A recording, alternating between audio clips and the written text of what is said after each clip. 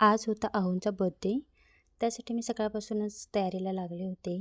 आजचा म्हटलं स्पेशल दिवस आहे तर काहीतरी स्पेशल ब्रेकफास्ट झाला पाहिजे.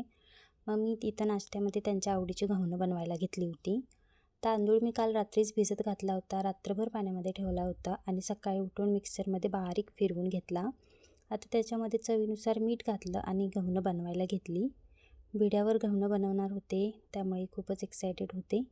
घावणं इतकी पटपट उचलत होती ना, ते बघून मला खूप छान वाटलं. मी इकडं घावणं बनवते तर तोपर्यंत त्यांनी तिकडं पूजाही आपली आवरून घेतली. तुम्ही बघू शकता घावणं किती छान पटपट आवरत आहेत. सुमेधही झोपला होता, म्हटलं पटकन नाश्त्याची कामं आवरून घेते, कारण नंतर सुमेध उठला की मग त्याच्या मागंच करावं लागतं.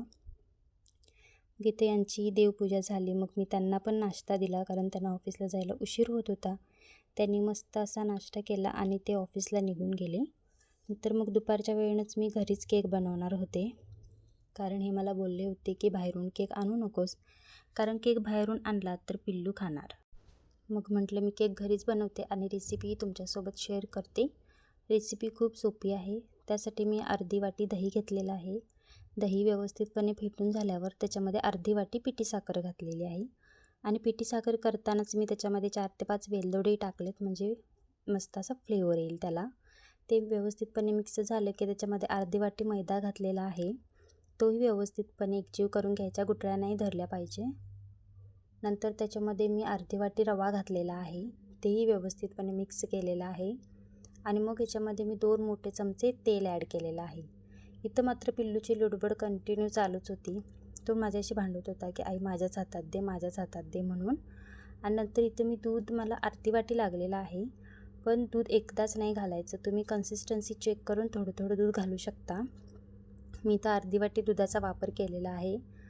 पिल्लू पण सतत दे दे म्हणत होता, मग मी त्याच्या हातात दिले. बघा कसा तो फेटतोय की सांडवतोय त्यालाच कळत नाही आहे. नंतर मी इथं इनो घातला आहे, पण इनो घालतानाचा शॉट मी घेतला नाही. तुम्ही नक्की इनो घाला. माझ्याकडे बेकिंग पावडर किंवा बेकिंग सोडा काहीच नव्हतं, पण इनो होता. म्हटलं चला इनोच घालते. आणि तर डब्याला तेल लावलं आहे व्यवस्थितपणे आणि ते मिश्रण आहे ते डब्यामध्ये ओतून घेतले. आणि सजावटीसाठी मी इथे ड्रायफ्रूट्स घातलेले आहेत. इथं माझ्याकडे काळे मनुका आणि बदाम होते, तेच मी व्यवस्थित बारीक असे कट केले आणि वरून घातले. त्याच्यामुळे केकला पण आपल्या चांगला लुक येईल. बघा किती छान दिसते. आता मी केक कुकरमध्ये बनवणार होते, तर कुकर मी आधीच 5 मिनटं प्रीहीट करून घेतला होता. त्याच्यामध्ये तळाला मीठ घातले आणि वरती स्टँड ठेवलं आहे आणि झाकण लावताना मी कुकरची शिट्टी आणि रिंग दोन्हीही काढलं आणि 35 मिनटं मी लो फ्लेमवर हा केक बेक केलेला आहे. आणि पोळीचं स्वयंपाक करणार होते, त्याच्यामुळे किती पसारा असतो तुम्हाला तर माहितीच आहे. आधी तर सगळी भांडी वगैरे क्लीन करून घेतली, तोपर्यंत आपला केकही रेडी झाला होता. बघा किती छान दिसतोय केक. आणि नंतर मग संध्याकाळच्या वेळेनं पिल्लू झोपला होता, म्हटलं चला पटपट स्वयंपाक आवरूया, कारण एकदा का पिल्लू उठला की मग मला त्याच्या मागंच करावं लागतं. इथं बघू शकता पोळी किती छान फुललेली आहे. मस्त अशा पोळ्या रेडी झाल्यात. कटाची आमटी, बटाट्याची भाजी, पापड, राईस, असं साधाच मेनू ठेवला होता मी, कारण यांना पुरणपोळी खूप आवडते, तर म्हटलं यांना पुरणपोळीच बनवून देते. संध्याकाळच्या वेळेनं पिल्लू आणि मी बाहेर गेलो होतो. बाहेर जायचं म्हटलं की पिल्लूची एक्साइटमेंट खूपच हाय असते. नंतर तिथं गणपती बाप्पाची आरती चालू होती, तर म्हटलं तिथं पण थोडा वेळ थांबलो आणि नंतर आम्ही घरी आलो. राहिलेली माझी कामं करायची होती. घरी आलो, मग राहिलेलं डेकोरेशनचं काम केलं. डेकोरेशनमध्ये जास्त काही नव्हतं केलं, कारण पिल्लू काहीच करायला देत नव्हता. जे काही केले मी त्याला हँडल करून केलं, सो त्यांना आवडलं. मग एवढंच बस, अजून काय पाहिजे.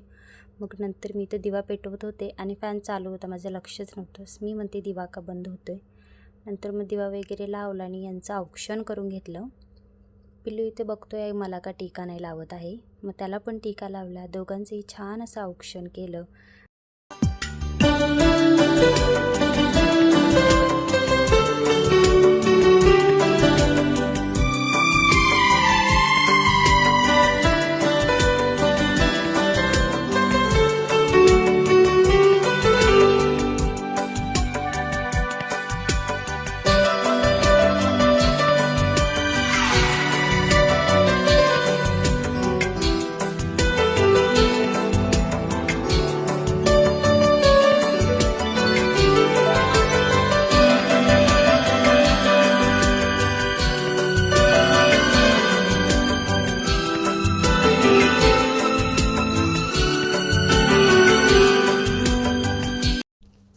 व्हिडिओ आवडला असेल तर लाईक करा, सबस्क्राईब करा आणि फॉलो करायला विसरू नका. थँक्यू.